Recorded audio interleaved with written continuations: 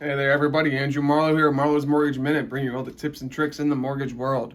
Today, we're going to be talking about the ever-important debt-to-income ratio, DTI, why it's important, how you calculate it, and what you can do to help prepare yourself for getting that mortgage.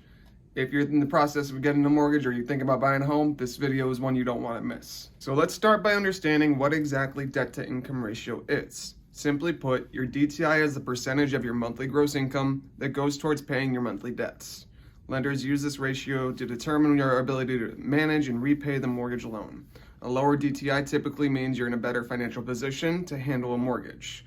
And the debts that are shown are any debts that show up on your credit report. So your installment loans, credit cards, student loans, anything that they'll show on your credit report is something that goes into the DTI. So to calculate your DTI, you add up all your monthly debts that show on your credit report and you divide them against your total gross income. So let's say you make $6,000 a month and your expenses are $2,000 a month between your student loans, credit cards, the minimum payments on your credit cards. Everything's $2,000 a month. 2,000 divided by 6,000, your DTI is 33.33%. Also, there are two kinds of debt-to-income ratios. There's a front-end ratio and a back-end ratio.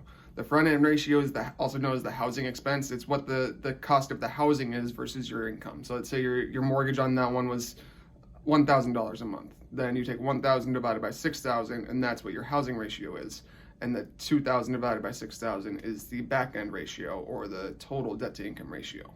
So when it comes to approval for a mortgage, different lenders have different requirements on their DTI ratios that they allow. If they're going straight off Fannie Freddie for conventional, we can go all the way up to 49.99% back end and front end.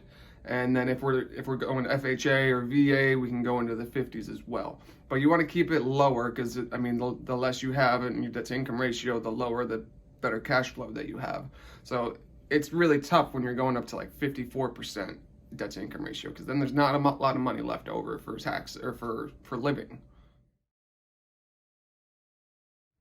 If your DTI is higher than the recommended range or the required range, there's a couple of different things that you can do to help lower it. You could look at paying off any high interest credit card debt. You could look at refinancing any auto loans to lower that monthly payment. Anything you can do to lower that monthly payment or lower that total monthly payment will help with your DTI. Additionally, if you're trying to lower your DTI, you're gonna want to not take on new debt. So if you're gonna try not to spend on your credit cards or buy a new car, especially if you're in the process of getting a mortgage. But that's really the nuts and bolts of what the DTI ratio is and why it's important. If you want, please feel free to reach out to me anytime. I'd be happy to run through your numbers with you and see where you're at and what we would need to do to get your DTI into approvable ranges. But as always, please like, share, subscribe, hit that bell. And let me know if you have any specific questions you want me to answer, if you have anything you want me to go over.